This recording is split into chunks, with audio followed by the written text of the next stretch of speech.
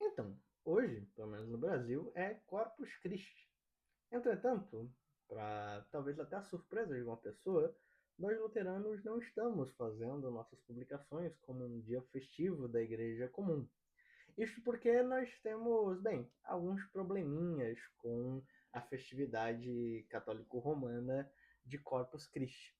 Não apenas católico-romana, mas a gente chega lá. E isso tem algumas fontes do problema. A primeira, eu vou dizer, a que parece ser a mais plausível para a maioria das pessoas, e a segunda eu tentarei adicionar o que realmente traz uma problemática para nós luteranos. A primeira é que Martinho Lutero odiava Corpus Christi. Tem que ser bem prático assim nas coisas. Martinho Lutero, em suas homilias escritas em 1521, uma coletânea de sermões, de homilias, de textos litúrgicos que ele escreve enquanto estava exilado. Sim, Martinho Lutero foi exilado, se você não sabe a história inteira. Depois da discussão teológica, meio que queriam passar ele, então ele teve que se exilar. E nesse tempo ele escreveu muita coisa, né? Entre isso, grande parte da sua tradução da Bíblia para o alemão, muitos textos teológicos e muitos textos pastorais, como são essas coletâneas de homilias. Especificamente em 1521, certo? Antes mesmo de existir a Confissão de Augsburgo, antes mesmo de existir qualquer coisa, basicamente, que definisse como luterano. Então, Lutero, até um certo momento, era somente um monge católico rebelde, certo? Ele diz algumas coisas, né? Primeiro, ele diz que para ele não tem outra festividade que ele tenha maior problema com. Ele define a festividade de Corpus Christi como blasfêmia e como um teatrinho e como uma vã idolatria. Além de outras coisas que ele fala no decorrer da homilia sobre esse dia.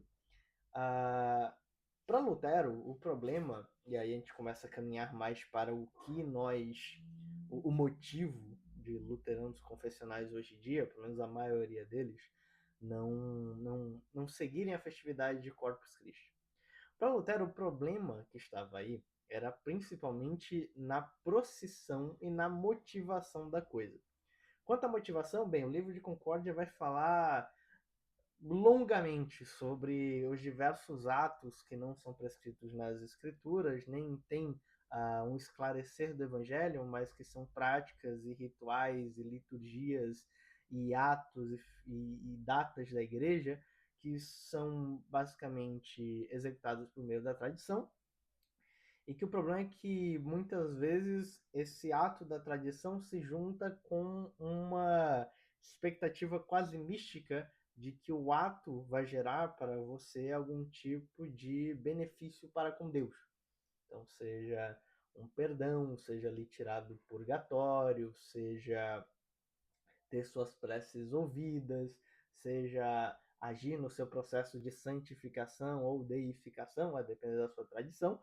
Então, existia essa intencionalidade que obscurecia o evangelho de Jesus Cristo e a única forma de perdão dos pecados, a única forma de se chegar a Deus, etc, etc, etc. A gente Concórdia fala longamente sobre isso.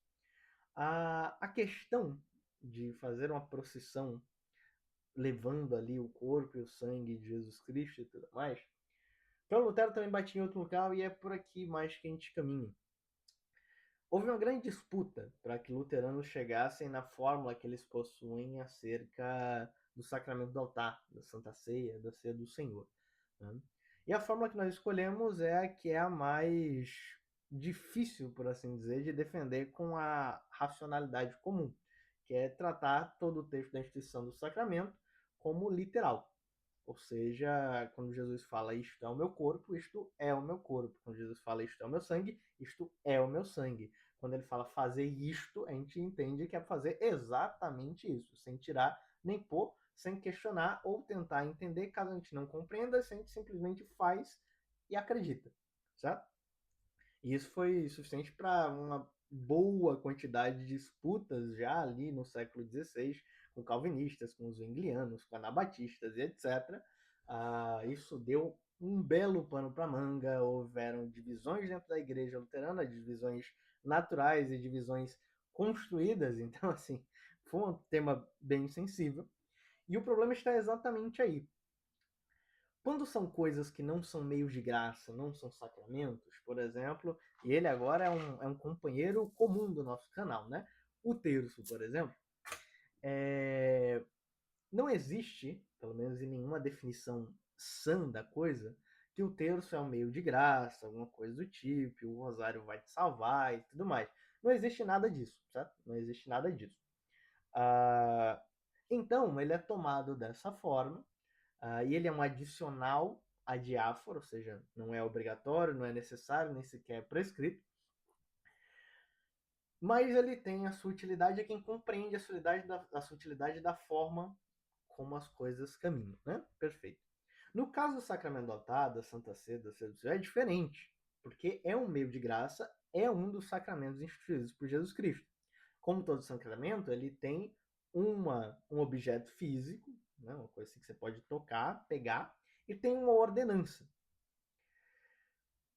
O nosso apego ao fazer isto, ou seja, seguir na literalidade o que exatamente está sendo ordenado, nos impede tanto de mexer no objeto, é por isso que nós temos a posição tão firme com o uso de vinho e não suco de uva e tudo mais, e ao mesmo tempo de aumentar na ordenança. A ordenança foi toma e come, toma e bebe, na verdade, pega e come, isto é o corpo, isto é o sangue de Jesus Cristo, fazer isto em memória de mim, e aí você recebe perdão dos pecados, aquela coisa toda.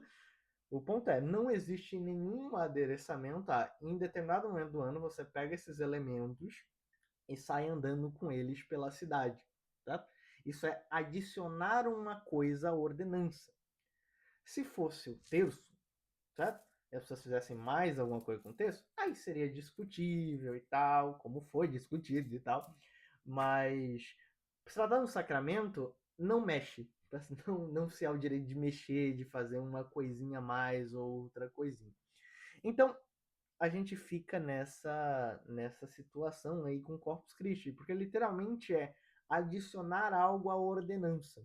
Porque a, a efetividade, por assim dizer, né, o sacramento puro, por assim dizer, é o que foi consagrado e é consumido, né, com fé para perdão dos pecados e etc. Pegar esses elementos e sair pela cidade pode ter um simbolismo estético, pode ter um simbolismo de defesa doutrinária da sacramentologia ao invés de outras formas de simbologias e tudo mais. Pode lhe fazer parecer bastante tradicional e tudo mais, só não está certo, pelo menos do modo de vista luterano, visto que existem outros tantos grupos que fazem, ortodoxos, velhos católicos, alguns anglo-católicos ainda fazem, apesar do anglicanismo também ter tomado suas decisões contra isso, alguns ditos católicos evangélicos, ou seja, luteranos um pouco mais tradicionalistas e tudo mais, e católicos e luteranos mais ecumênicos também, que acompanham a Igreja Católica, principalmente nessa espécie de rito. Então, assim, isso existe, isso acontece, isso tem um porquê de existir, é também um evento cultural para além de tudo. Entretanto, para luteranos, confessionais, conservadores, só que não tradicionalistas, ah, tem um problema aí, né? Tem um problema aí. Nem o objeto foi feito para ser utilizado dessa forma, nem a ordenança compreende essa ação. Então nós temos um problema. Você está mexendo numa coisa muito séria, que é a estrutura, a forma, a existência desse sacramento. Não que alguém esteja dizendo que a procissão de Corpus Christi seja um sacramento em si, mas ela está utilizando o sacramento de uma forma indevida. Então é sempre muito bom prestar atenção nessas coisas. Então, pois bem, não é porque Lutero odiava o Corpus Christi, inclusive dando termos à sua maneira, né, chamando de teatrinho, vã idolatria, coisa mais blasfema que já passou pela história da igreja. Ele era um cara que gostava de exagerar, né, nas coisas. Não é necessariamente por isso que a gente não celebra a festividade de Corpus Christi. Lutero não é o papa do luteranismo, isso já foi dito várias e várias vezes. Grande parte do que ele escreveu grande parte não, quase a totalidade do que ele escreveu não se tornou documento confessional, e há coisas que ele escreveu que são simplesmente absurdas e desprezíveis, como todo ser humano.